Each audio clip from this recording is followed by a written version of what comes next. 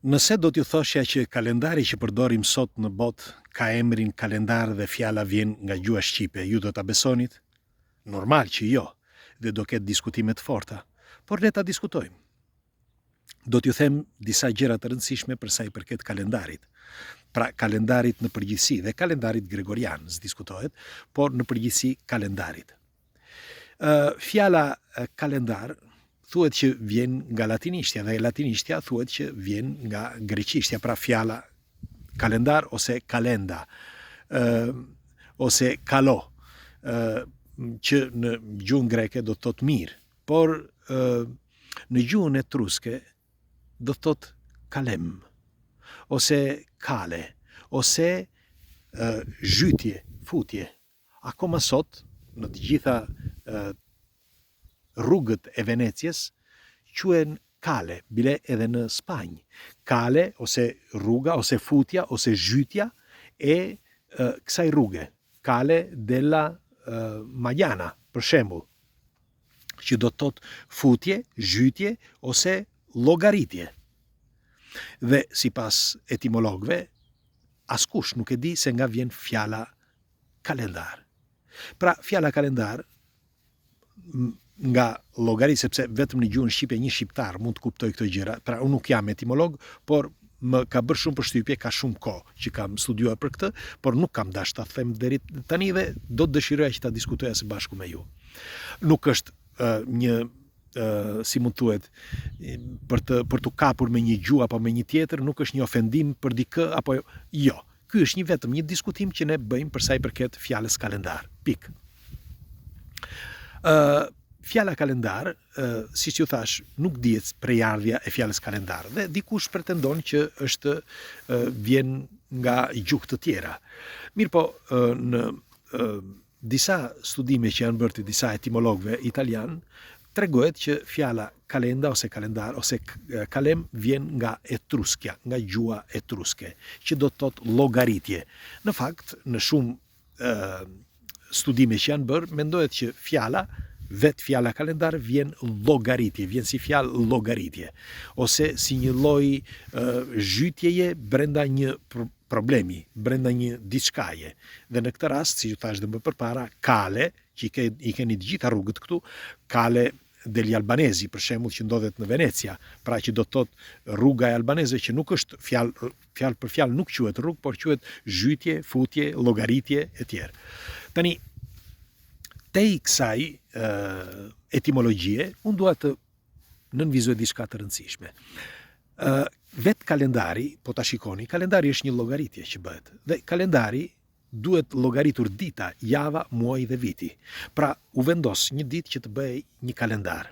E para njerë që duhet të dini, dikur ekzistonin kalendarët, por ishin kalendar hënor, sepse ishin me 13 muaj.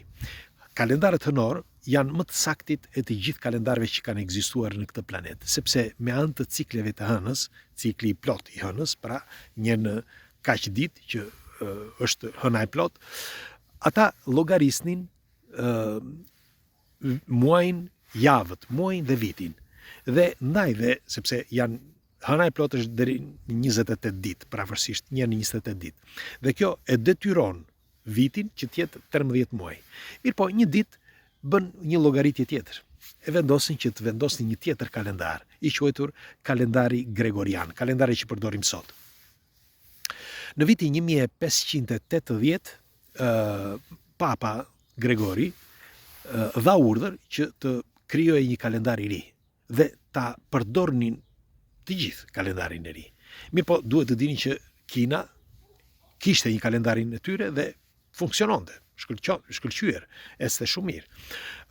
Njëkohësisht edhe Afrika, po ashtu edhe apashët amerikanët e vjetër, po ashtu edhe popullit indo-evropian, indo-amerikan, indius, me fjalë peruvianët, Venezuela, që janë të gjitha ato zonat, Meksika.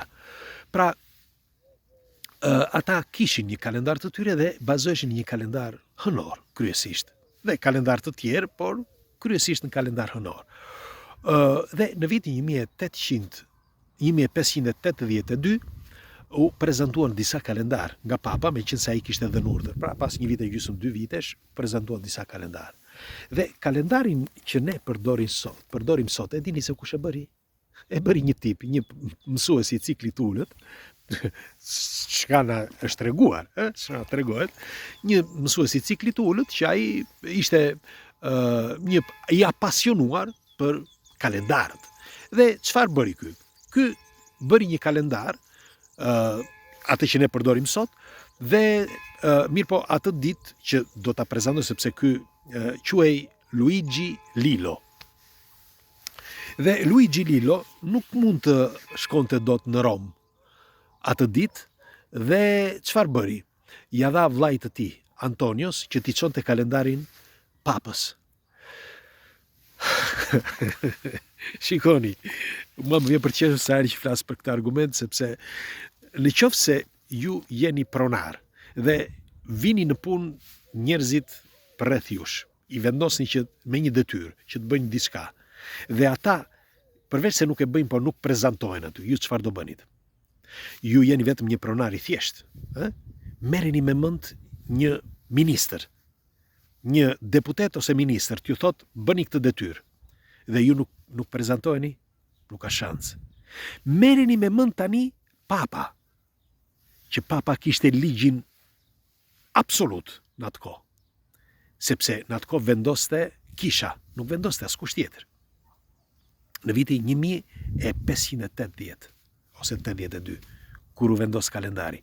Dhe ky Luigi Lillo nuk prezantohet për të treguar punën që kishte bërë, që për më tepër ai ishte i bindur që ishte një kalendar fantastik, edhe nuk u prezantua. Ja dha vllait të tij Antonis, na çoja pak aty papës, tha se kam ca punë sot. Shikoni, dikush ajo do thot, po mirë, ti çfarë mendimi ke, sepse kam vërej që bëni pyetje. Kalendari gregorian u bë nga dikush tjetër. Nga dikush që vendosi të bënte kontrollin e gjithë planetit, kontrollin e njerëzve, kontrollin absolut të çdo gjëje. Atë kontroll që ne sot e kemi gjithandej, e kemi edhe nëpër telefona, nëpër kompjutera, nëpër banka, nëpër jetën tonë të përditshme, në punë, kudo që është, kudo. Pra ajo vendosje që u bë atëre bëri që sot të jemi robot të dikujt tjetër. Pra të sillemi sipas diktimeve të dikujt që e vendosi një ditë që ta bënte. Ato diktime, thash, jo vetëm që ka lënë gjurmë ndër vite, por sot ato janë brenda ADN-s së secilit, sepse duhet të dini që jo vetëm njeriu ambientohet me kohën dhe me kalendarin në këtë rast, por në tru, sepse janë frekuenca, çdo gjë, në tru futen këto frekuenca, pra e frekuenca ditore të ditës, të orës, të çdo gjë, dhe modifikojnë ADN-n e njeriut. Dëgjuat mirë. Modifikojnë jo vetëm perceptimin, por edhe ADN-n. Gjithë ADN-n. Sepse valët, pra ato perceptimi ose luhatja e valve, ndryshon ADN-n. Kjo është shkencore, nuk është se them unë. Dhe pse e kanë bërë? E kanë bërë për kontroll. Pra një kontroll që duhet bërë për gjithë njerëzimin. Sepse me anë të kalendarit bën jo vetëm llogaritje të kohës, të parave, të jetës së njeriut, por edhe përcakton gjithë jetën e njerëzve në tokë. E përcakton. Sepse ti vendos janë orare. Është njësoj, pra kush i vendos emrin diçkaje, siç e kemi thënë dikur, kush i vendos emrin diçkaje, ka vendosur çdo gjë, sepse ti kur vendos emrin, ti e zotëron atë, e pushton, e ke të pushtuar, sepse është jotja. Ti krijon një diçka, për shembull, një punë të re, dhe i vendos një emër, një tavolinë, një karrige, një shtëpi, i vendos një emër. Dhe ajo është jotja, sepse e krijove ti, i dhe një emër dhe e krijove ti, dhe është jotja absolut. E njëjta gjë ndodh edhe në këtë rast me kalendarin. Kush e ndërtoi kalendarin është ja ti. Pra ai që e ndërtoi. Kush e ndërtoi? Gjejeni ju. Megjithatë është një reflektim që bëhet, sepse thash këto nuk janë teori konspirative, por janë studime dhe informacionet të tilla i gjeni gjithandej, mjaft të informoheni. Çfarë ndodh në këtë moment? Nuk mund të bësh dot asgjë. Asgjë, absolutisht. Sepse tashmë gjendet, si ju thash, jo vetëm në jetën tonë të përditshme, në të gjitha gjërat që përdorim, qoftë nga telefonat, kompjuterat, paratë tona, bankat, çdo gjë, nga makinat, çdo gjë. Por kalendari, thash, ka hyrë edhe në ADN-n e njeriut. Dhe tashmë nuk mund të bëhet dot asgjë. Fare. Dhe ky kalendar do eci dhe do vazhdoj deri sa njeriu të ekzistoj në këtë planet, ose më mirë deri sa të vi momenti që do shkatërohet për të filluar prap nga e para çdo gjë.